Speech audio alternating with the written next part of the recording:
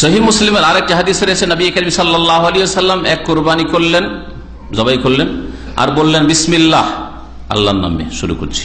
আল্লাহুম্মা তাকাব্বাল মিন মুহাম্মাদিন, আল্লাহ এটা মুহাম্মদ সাল্লাল্লাহু আলাইহি ওয়াসাল্লামের পক্ষ থেকে কবুল করো। ওয়া আলে মুহাম্মাদিন, মুহাম্মদ সাল্লাল্লাহু আলাইহি ওয়াসাল্লামের বংশধরের পক্ষ থেকে কবুল করো। ওয়া মিন মুহাম্মাদিন ওয়া মিন উম্মতি মুহাম্মাদিন, আর মুহাম্মদ সাল্লাল্লাহু আলাইহি ওয়াসাল্লামের উম্মতের তরফ থেকে কবুল করো। সুম্মা দাহা বিহি, তারপরে সেই কুরবানিটা করলেন। তার নবী সাল্লাল্লাহু আলাইহি ওয়াসাল্লাম শুধু শুধু উম্মতের পক্ষ থেকে করেননি, কি করলেন? আল্লাহ এটা আমার তরফ থেকে কবুল করো, আমার পরিবার বংশধরের পক্ষ থেকে কবুল করো, আর আমার উম্মতের পক্ষ থেকে কবুল করো। আপনিও করেন ওই রকমই, আল্লাহ আমার তরফ থেকে কবুল করো, আমার ছেলে মেয়েদের কবুল করো, আমার আত্মীয় স্বজন বা মোমেন মোমেনাত যারা ভাই বোনেরা আছে আমার দিনী ভাই সবার পক্ষ থেকে কবুল করো, কোনো দোষ নেই। সেই মুসলিমের হাদিসের আমল করলেন আপনি। আর একটা ফতুয়া আমাদের দেশের লোকেরা জিজ্ঞেস করে যে আমি নবীর নামে কুরবানি করতে পারবো কি?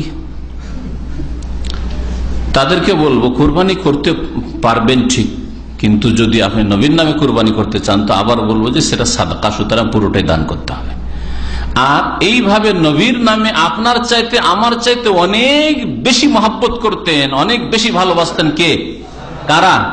সাহাবায়ে কেরামরা মুহাম্মদ রাসূলুল্লাহ সাল্লাল্লাহু আলাইহি ওয়াসাল্লামকে জান মাল সবকিছুর কুরবানি করেছেন। আমাদের যদি বলা বছরে 12 মাস 1 মাসের বেতন নিয়ে আসেন, ভালো ভালো মানুষ পরেশগারির হাওয়া বেরিয়ে যাবে আর উজু টুটে যাবে, কথা বুঝতে পারছেন? 1 মাসের বেতন চাওয়া হয়েছে, হাওয়া খারিজ হয়ে যাবে। আর আবু বকর রাদিয়াল্লাহু আনহু পুরা মাল বাড়িতে যা আছে নিয়ে এসে দিয়ে দিচ্ছেন। ওমর রাদিয়াল্লাহু তো অর্ধেক। তাহলে আপনার কাছে যদি বলা হয় প্রতি বছরে 6 মাসের বেতন দিয়ে দিতে হবে, দেখি কয়টা লোক বেরোয়, তাহলে বলবেন যে হ্যাঁ আমারও মহব্বত উমরের মতোই আছে।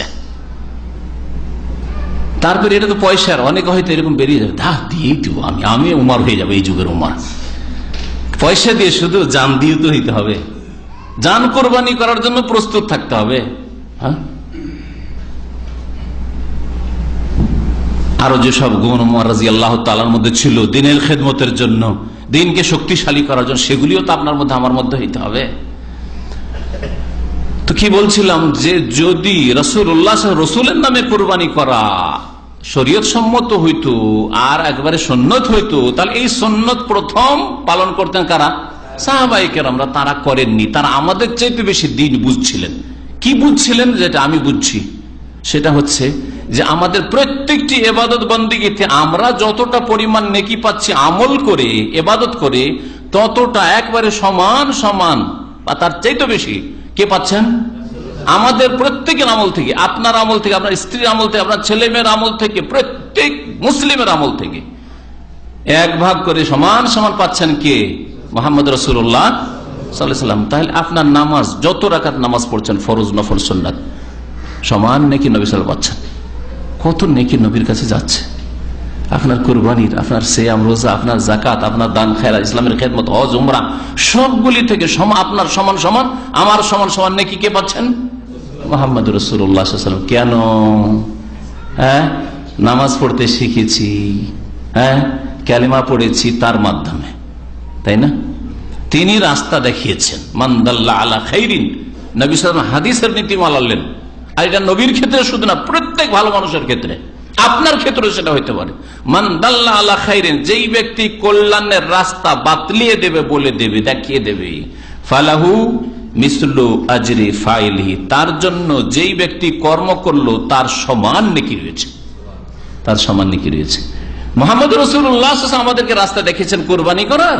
মুহাম্মদ রাসূলুল্লাহ সাল্লাল্লাহু আলাইহি ওয়াসাল্লাম আমাদেরকে দ্বীনের দাওয়াত দেওয়ার রাস্তা দেখিয়েছেন, কোরআন হাদিসের ইলম শেখার রাস্তা দেখিয়েছেন। সুতরাং আমরা যতগুলি আমল করছি সবগুলির সমান সমান ভাগকে পাচ্ছেন সাইয়্যিদুল মুরসালিন খাতামুন নবীর মুহাম্মদ রাসূলুল্লাহ সাল্লাল্লাহু আলাইহি ওয়াসাল্লাম। সুতরাং আপনার তো এমনিতে ভাগ পাচ্ছেন, আর তারপরে আবার নবীর নামে আলাদা করে কুরবানি করা এর কোনো যুক্তি নেই, কারণ সাহাবায়ে কেরামরা এরকম করেননি।